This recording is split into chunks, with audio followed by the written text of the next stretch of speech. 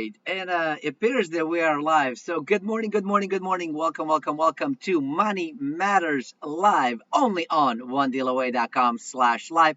My name is Nev, and today we have a very special episode. We're going to talk about some macro trends of what in the world is going on in the economy.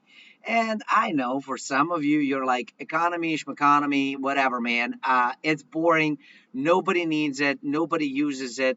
They lose all of these terms that are super complicated, complex, and I don't even understand what's going on. And most of the time, they're wrong. And you know what? Yeah, economy. I think it's part science, part art, part sort of looking at the crystal ball, trying to figure out of what actually is true and what direction we're going to go into. And I'm going to sort of drive on yesterday's episode where we talked about that a lot of the stuff about investing and predictions and economy and markets and all of that stuff is really about working in a world of probabilities. What is more likely than not to happen? And if that happens, what is more likely than not to happen after that? And how does that drive my decisions of what I need to do, how I need to behave and position myself with money? Of course, if all of us knew that the market is going to go up 50% from today until up until July, say 20th, then all of us would put every single penny we ever got waiting for it and then gotten out on Monday, waited for the market to go back down and then do it again.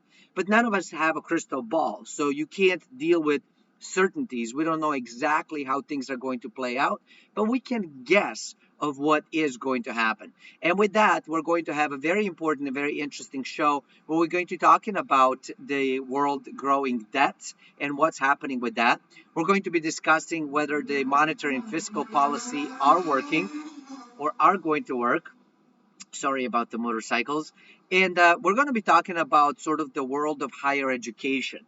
Where's that world going, and what do I see in that particular world? Now, I may not understand a whole lot of worlds out there, but I assure you, the world of education, I absolutely know, especially when we're talking about higher education, colleges, universities, and so on. So that is all the stuff that we're going to be discussing and talking about, because I think it's important to understand the macro in order for you to micromanage your money and position it where it needs to go. So let's do this.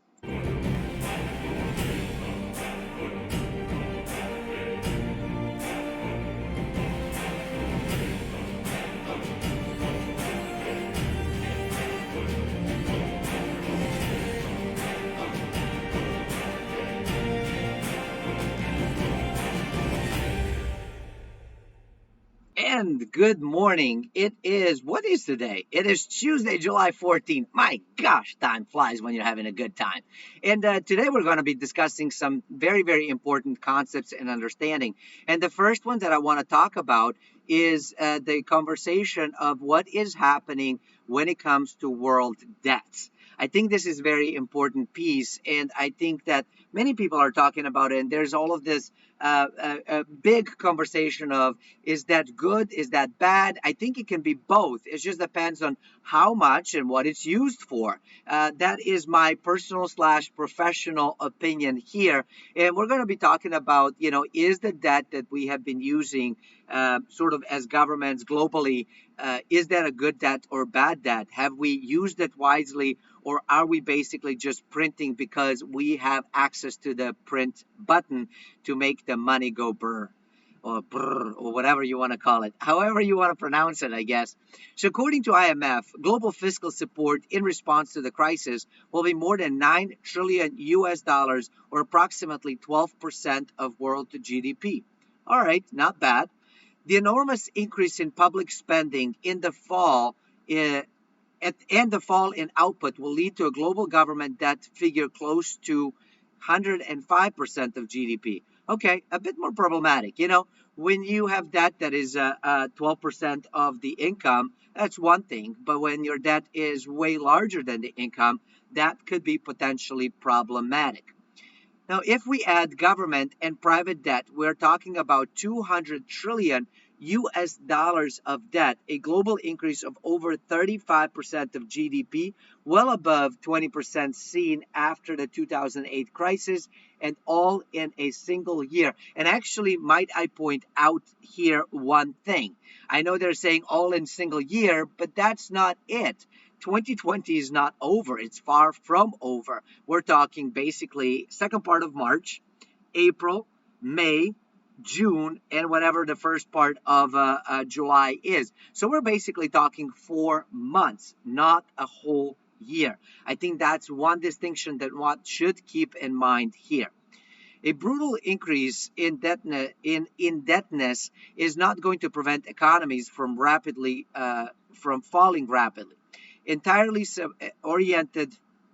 Clearly, I can't read nor speak today. Let's try this again. This is what happens when you go live. And by the way, talking about going live, I do want to welcome everybody watching this live on onedealaway.com. If you're watching there, please feel free to say hello. And if you're watching this on YouTube, feel free to leave a comment and do make sure you subscribe. All right. Let's see if this little pause has given my brain time to catch up with my mouth so that what comes out of it actually makes sense to you. Let's try this again. Brutal increase in indebtedness is not going to prevent economies from falling rapidly. Entirely oriented to support bloated government spending and artificially low bond yields. That is the reason why such a massive global monetary and fiscal response is not doing much to prevent the collapse. Basically what the argument is, and I pretty much agree with it, other than the whole year piece that we just discussed, is the fact that all of the money that has been going in because it's been going in to prop things that don't need propping, and yet things that should are not getting the relief valve that they need.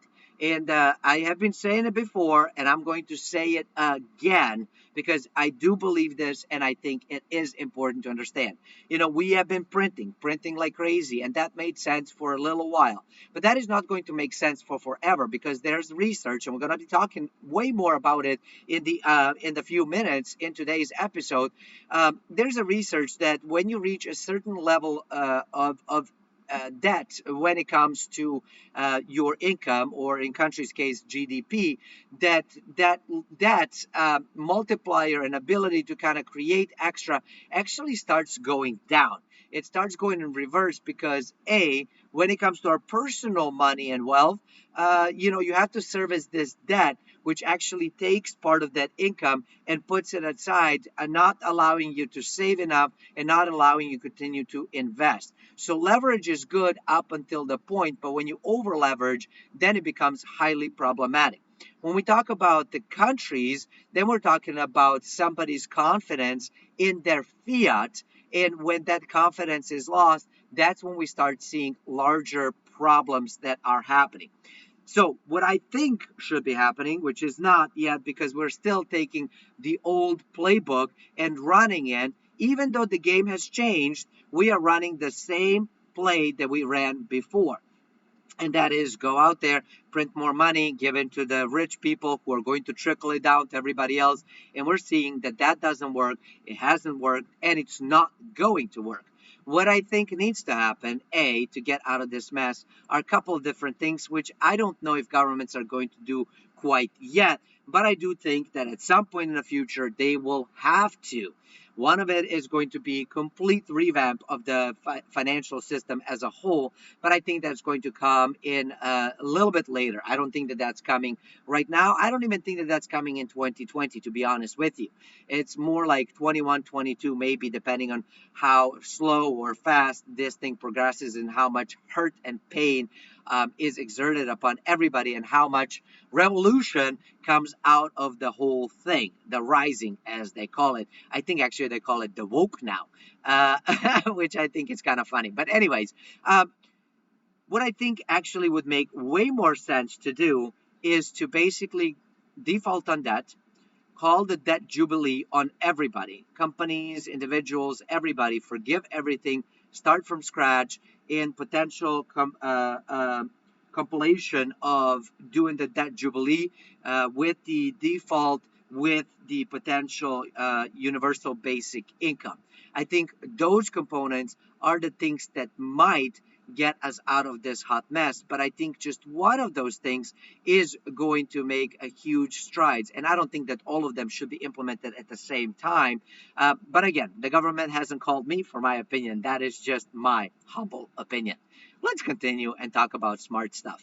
According to Bank of International Settlements, which you might know as the Bank of Banks or the federal bank of the federal banks, let's be very clear, the percentage of zombie companies, which are companies that cannot cover their own debt, interest payments, and operating profits, has exploded. And the reason for that is that the new debt that is being created, y'all, is the debt that is actually being given to these zombie companies. So we are basically propping things that don't work. It's kind of like you have two washing machines in your house. You have a washing machine that works really, really well, and you have a washing machine that is always broken. It never does anything smart. Now, of course, smart individual is going to say, get rid of the broken one, and then let's buy a new one, or let's upgrade the new one, right? By maybe putting like an extra spinner or extra button or whatever, right? I don't even know if you can do that with washing machines, but you see my point. Well, the problem is that we are not doing that. And when I say we, I'm talking government as a whole.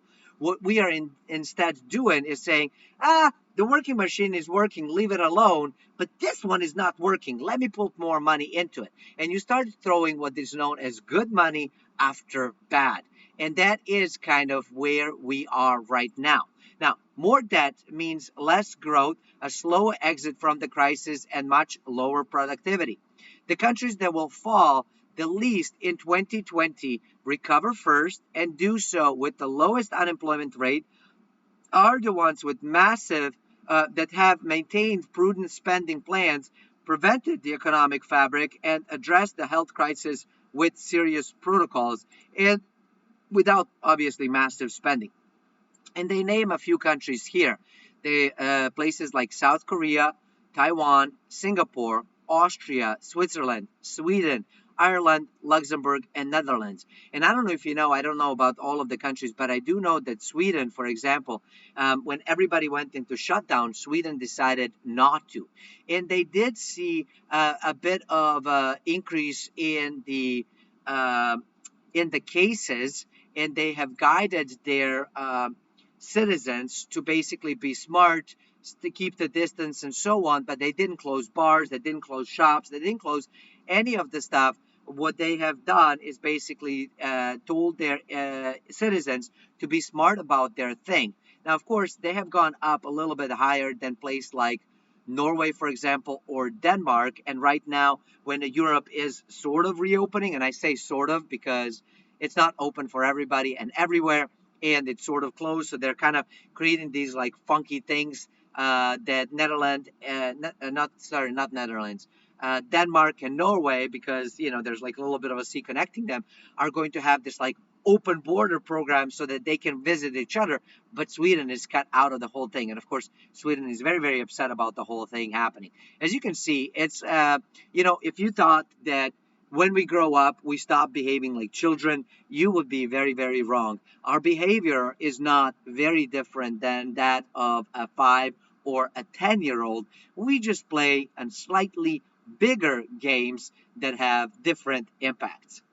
These huge stimuli are probably too big, too soon, and clearly geared towards sustaining low productivity sectors. Monetary policy that has gone from providing liquidity to being the enabler of asset bubbles. Now, one of the things that I'm going to say here is that it is a huge stimuli. I don't know that it's too big or that it's too soon. I actually don't think that it's not enough. Now, it's too big and too soon for certain areas and certain sectors that already have stuff, but in sectors where things are needed, it's not large enough. It's not even close to large enough. It's not soon enough. It is slow. It is slow moving, and it's not doing enough. And one of the areas that I think that is happening is with population. People are struggling. People are starving. People are challenged. And as you know, Nothing is being done right now because everybody's on recess. However, I did receive news that the Congress will start working on it as early as Monday when they come back from vacation. We'll see if they'll be able to meet the deadline to enact some of these things before July 25th and 26th, when unemployment benefit of extra $600 a week stops.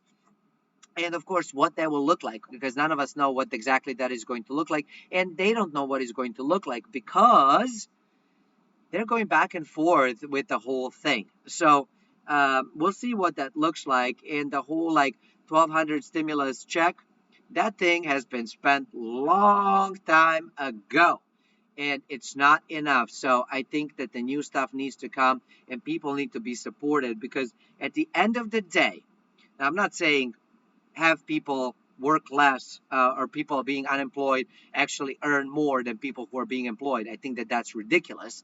Uh, but I do think that people need to be supported, and I think that folks need to be supported with the income, because even those working, those incomes have been slashed for the reasons that we've discussed in previous episodes. And if you haven't seen those, go to the YouTube channel, go to Money Matters, and do watch the previous episode. You'll understand exactly why and how. The balance sheet of European Central Bank has increased by almost 2 trillion euros as far as this year, and is already more than 52% of the Eurozone's GDP, which of course is much higher than the Federal Reserve, which is only 33% of the GDP of USA. Huge decrease in the huge increase in the balance sheet of central banks to artificially keep bond yields low has pushed stock market higher, just as 80% of listed companies have abandoned their business profits larger. This enormous action of central banks leads to unprecedented disconnection to the real economy and the stock markets. The expansion of multiples um, has accelerated just as earnings estimates plummet, making sovereign bonds prohibitively expensive. Two dangerous things happen. Governments believe low bond yields are due to their policies, and investors take much more risk than what they think they have in their portfolios. So one of the things to understand is, why are the bonds going more expensive? As the yield drops, the prices go up. That's sort of the story of what happens with the bonds. So let me take something that makes sense. Yellow marker on the background, and let me see if I can explain this. So if you have a bond right here, right, and if we, you know what, this one is not as good. This is better because it has two colors and you can see it cleaner. So if the red part of the bond is actually the price, and this gray end is the yield. As the yield goes down, the price goes up. As the yield goes up, the price goes down. And the problem is that we have been having this. We have been having lower yields, higher prices happening within the bond market. And of course, what that is doing is those that are holding it get less yield on their money, right? So your return on that investment yields less money. Instead of being 5%, it's 0.5%. And of course, when you buy it, the price goes higher, which is why that yield is even lower then. So all of it looks harmless if the bubble expands. However, if the macro, earnings, and employment data remain disappointing, the next crash may be worse than the economic shutdown, because it may add financial crisis to the already weak economy. And I think this is very, very important to understand. And look at this. I love this photo. I absolutely love this photo. I mean, how cool is this, and how true? What a representation of what might happen. So that is the risk number one over here. Now, I forgot to bring water, and I really, really, really, really, really need it. So I'm going to not really pause. The stream is going to continue. So I'll be back in like 30 seconds. you do, I don't know, some squats, push-ups, pull-ups, stretching exercises. It's early in the morning. Let's get that body into the motion, and I will be right back. So make sure you do some squats until I'm back so we stay in good health as well as good wealth. Be right back. Don't go anywhere.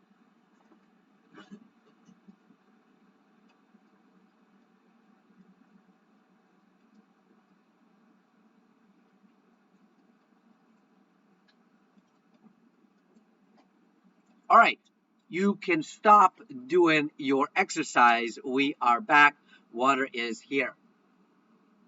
Mm, I'm telling you, water is life, officially. Have you ever been thirsty and you don't have any water and you're like, OMG, I need water bad now? That's kind of where I am right now. So let us continue because we talked about this whole debt piece. And I think it's important to understand whether the monetary and fiscal policies that are affecting all of us do actually indeed have an ability to give us, any sort of prospect that things are going to get better. And for that, we're going to turn to this article over here that comes from Jim Rickards, which some of you may be familiar with.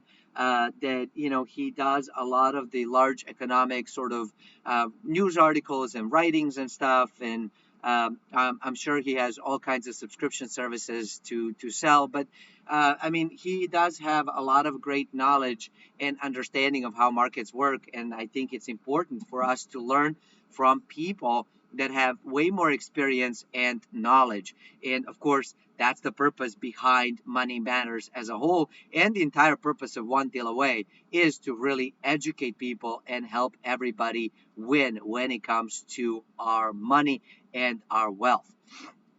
Fed money printing is an exhibition of monetarism, an economic theory most closely associated with Milton Friedman. The basic idea is that changes in monetary supply are the most important cause of changes in GDP. And as you know, the gross domestic product, the GDP, is basically like an income to the country. So that's kind of how we measure our growth, our wealth, what's kind of coming in, and we always kind of look at it that way. So that's the reason how I call it sort of like an income for the country, right? Sort of dumb it down for my little brain because I'm not that smart. I have to understand on simple terms and simple levels what do these complex and complicated things really mean. And when we're talking about the monetarism, or sometimes they will call it the modern money theory, it does come out of Milton Friedman, and he basically was a Nobel Prize winner or whatever back in the 70s. He was the economist, and he was talking about that you can control your income by changing the monetary supply of it, and it kind of makes sense in theory when you start to think about it. But now we're going to see why it doesn't really work in practice. A lot of times the economists, they live in perfect world, right? If you've ever attended college, right, and you sat in that Econ 101 class, I know I have, and they're talking about, all these different things, and they always say, all things remaining equal, this will happen. Well, there's a problem in reality. Things are not equal, right? Things are always changing. There's one certainty only, and that there's going to be uncertainty happening. There's one constant only, and then things are constantly changing, right? So when you start looking at some of the theoretical components, you have to break them down and understand that, wait a minute, they have to put everything else constant because so many pieces are moving that it's going to be impossible to come up with this sort of perfect way that things are going to work, because the moment you have it going with one sort of level of things happening, one thing changes, that theory, that math, that equation no longer works. And so they keep things constant, but the world is not. And so that's what we're going to discuss over here as well. A monetarist attempt to fine-tune monetary policy that says if the real growth is capped at 4%, The ideal policy is one which money supply grows at 4%. Velocity is constant and the price level is constant. This produces maximum real growth and zero inflation, and it is all fairly simple as long as velocity of money is constant. As you can see, they're putting a lot of things at constant. But what do we know about that stuff? It's not. Money velocity is not constant, contrary to Friedman's thesis. Velocity is like a joker in the deck, right? You never know when it's going to show up, and the Fed cannot control it. Velocity is psychological. And we explained the velocity of money before, but let me explain it again because you might have not seen the previous episodes, which I highly encourage you to watch because it's only when you get this accumulation of wealth that you can start making your own decisions and you don't have to listen to some guy on YouTube to tell you what to do or Twitter or whatever, right? So you start thinking for yourself, and that is my goal for you with Money Matters and, of course, with One Deal Away as well. As I always say, you got to think for yourself, act for yourself, and become sovereign. That's always been my mantra and always will be. I don't know if it's going to change anytime soon, but we'll see. Anything is possible. So velocity of money basically means how fast does that dollar move. So if I go to work today and I get paid for my labor, right? Then I go to the grocery store and I buy my food. I exchange my dollar for that food. That grocery store owner then uses that money to pay the supplier, right? To pay the employee and to pay maybe the landlord. That landlord then services their mortgage, right? You can kind of see the movement. That employee, uses that money to stop at the gas pump to put in gas in their car so they can get to work and home. That gas owner then takes that dollar and pays the gas supplier. So you can kind of see the change. The money changes hands. That's the velocity of money, and it's measured at how quickly does that money move. So the more we end up spending, the more we end up, putting that money out there. And the moment you receive it, you pass it on somewhere else. And the moment they receive it, they pass it on to someone else. The velocity of the money goes faster. When we stop doing that piece, when we start slowing down and saying, well, I know I'm going to have to get food, but, I don't really need to buy that fancy, dragon fruit that cost me like $17 for a piece. I am going to buy an apple. And I still get the fruit, but I'm going to get a 50-cent apple as opposed to $7 dragon fruit or $17, whatever it is, the price. Right? And that shop owner says, well, I've already cut the employees and I'm not going to pay 10 of them. I'm only going to pay 3 of them. And instead, I'm going to have a robot that does some of the stuff. And you can kind of see where this is going. The velocity starts dropping. The velocity crash did not stop with the market. Oh, sorry. Velocity has been crashing for the past 20 years. The peak was 2.2 in 1997, quite some time ago. And for some of you, maybe before you were even born. Can you believe that? Some of the audience was not even born when this happened. Now, it fell to 2.0 in 2006, 1.7 in mid-2009, and the velocity crash at that time did not stop the market crash, despite the Fed's money printing and zero rate policy. Now, even before the new pandemic, the velocity fell to 1.37% in early 2020. As velocity approaches zero, the economy approaches zero. And there is no economy without velocity. And of course, he's basically saying that, look, 7 trillion times zero equals zero. It doesn't matter how much you print. If the money is not moving, the economy is not growing. It is actually dying. And that's what's happening here right now, which is, I believe, why new fiscal and financial, the whole world kind of has to change. The whole industry has to completely shift and change. And one of the things to understand is that the Fed cannot control the velocity. Now, the modern monetary theory also says another thing, that the central banks do have ability to control that by engaging in negative interest rates. So they create negative interest rates, which then basically says it costs you more money to save. Now, the European Central Bank has actually tried that. The ECB has actually tried that, and they have been in a negative interest rates, not negative zero, negative interest rates. uh, but what they have discovered that it worked as an initial shock for a brief moment in time, and then it didn't. It actually made things worse. But the problem is that they can't increase the interest rate. They can't go from negative to zero, because now the cost to service the debt that they have is much larger, and that creates a problem for them to continue to stimulate the economy. So it doesn't really work. In theory, you think it does, but psychologically, it does not.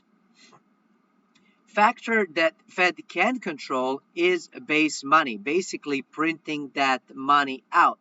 But that's about it. And you can't do anything other than that. They can control printing of the money and the interest rates. Those are the two things that they can control. That's it. Spending is driven by the psychology of people. Monetary policy can do very little to stimulate the economy unless the velocity of money increases, and the velocity of money can increase when the psychology of people increases. Now, how would that happen, right? And why am I sort of saying people need UBI, people need to get this money, it needs to be consistent if we are to see under the current regime, because that's the best way that I can come up with right now, we are to see continuous of the consuming, spending, and continuing to grow the economy, or to kind of feed it, right? To sort of flip the switch on the velocity. And that is going to come only by if people actually have sufficient money to live off of and extra to be able to spend. And when, the problem is when we receive this sort of one-time payment, and I've already talked about it in a few different videos, but it's important enough for me to talk about it yet again. The problem is that if I only receive $100 once, well, it's $100 once, and maybe if I don't need it right now, I'm going to save it for when I potentially need it, or maybe I'm going to go out and pay that bill that I had to pay, or buy that food, or fill up the gas tank, or whatever it is that I need to do in a moment. But I'm not going to go on a shopping spree per se, and some people have, and some people will. A funny example with kind of how that happened is that I happen to live, very close by from a car place that installs like car alarms and audio and remote starter and that kind of stuff, right?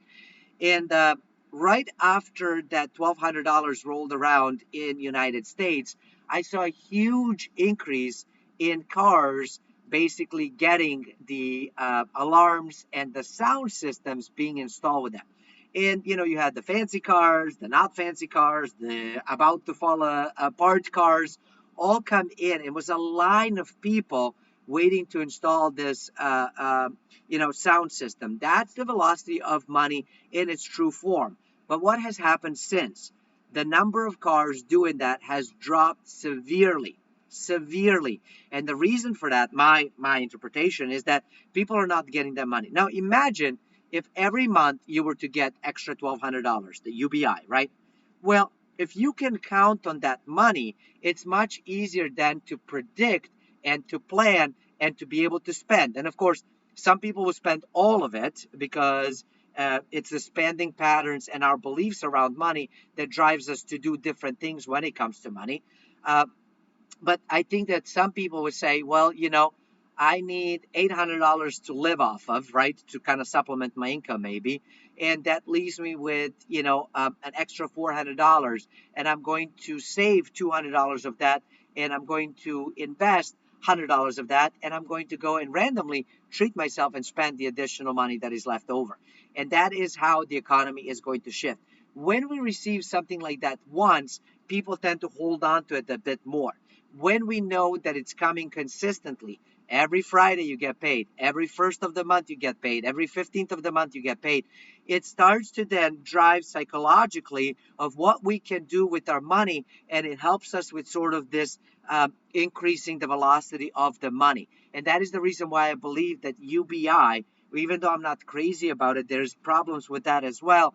But that is the only way that we can, under the current regime, get out of this hot mess. Then we talk about the fiscal policy. And the question is, well, what about that? Well, more deficit spending in 2020 than the last years combined, right? That's what we have kind of done.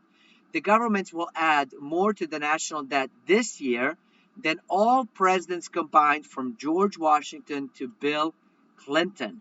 That's a long period of time. And I mean, we've spent money on all kinds of different things. Some billions here, trillions there, billions there. I mean, all over the place, there have been billions and trillions that have been spent.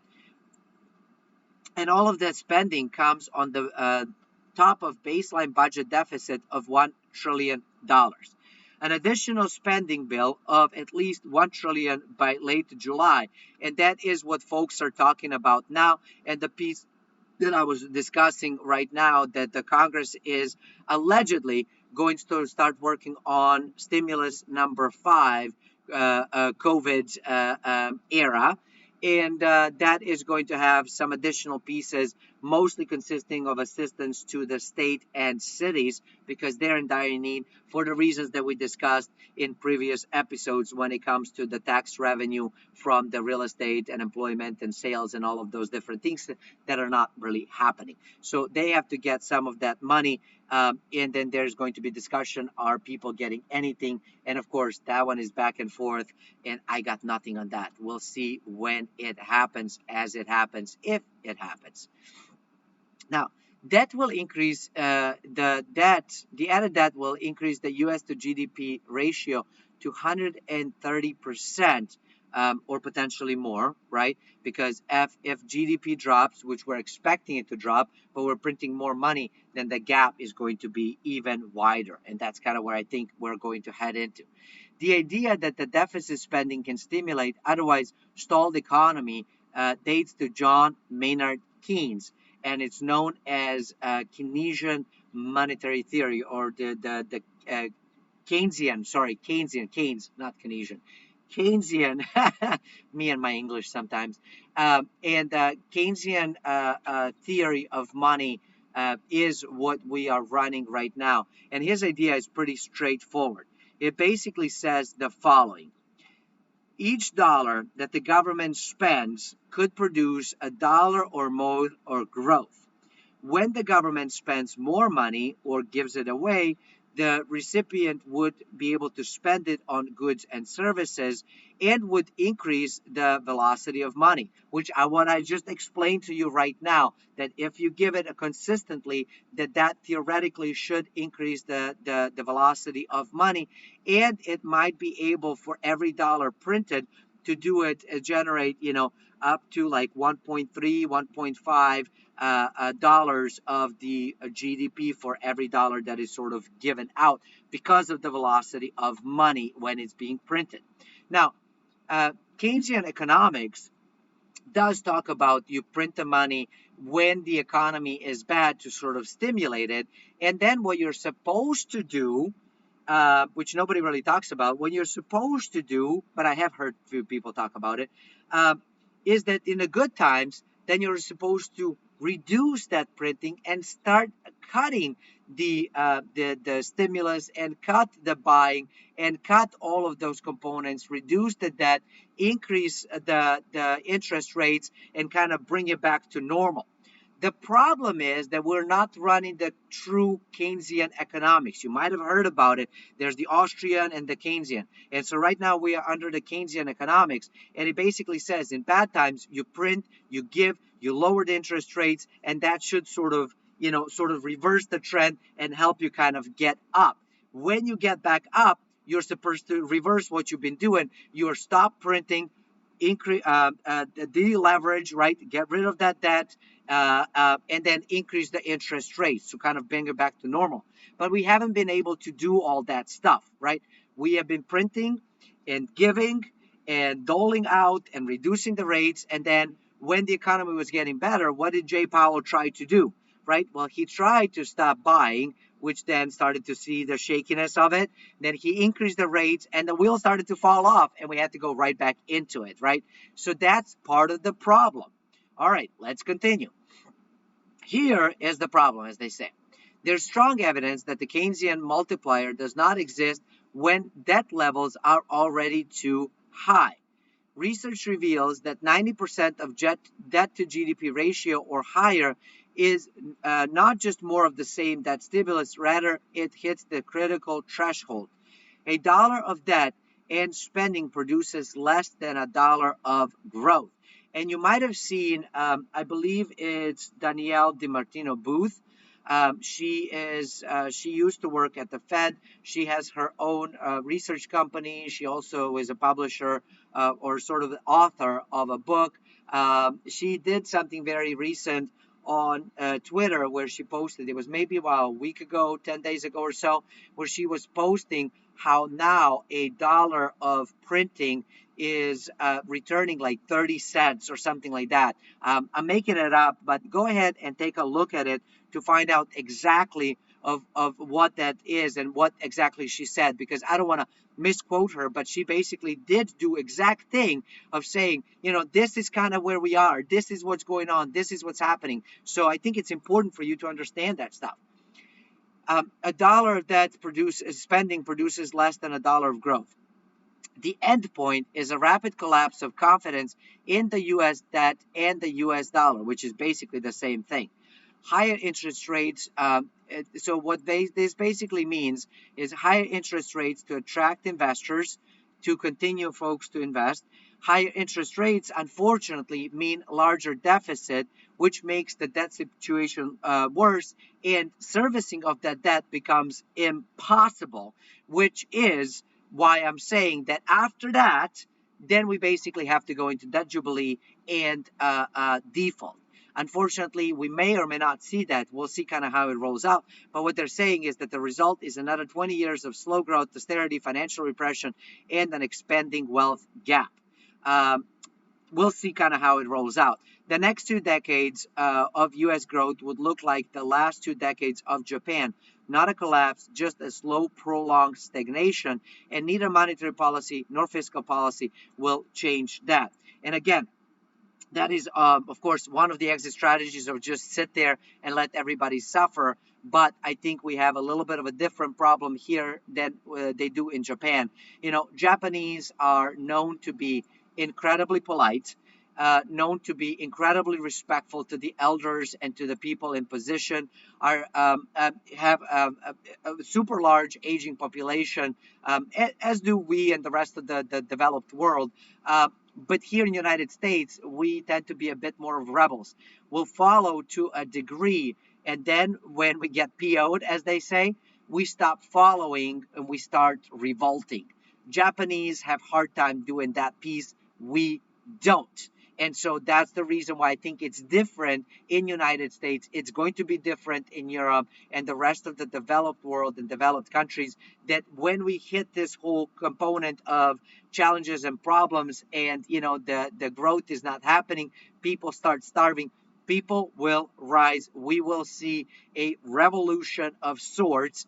And at that point, that Jubilee is going to be the only option out there. That is my take on it. Of course, not a financial advice. None of this is just my level of thinking based off of information that I have at the moment, based off of things staying equal. Remember what I said about that at the beginning of the show, based off of my previous education and experience. Thank you for watching. I hope this is helpful to you. Do me a favor, hit the like button, please, and thank you. Do hit the subscribe and the bell button, and I will see you tomorrow. Until then, stay forever money blessed, and do remember, you are only one deal away.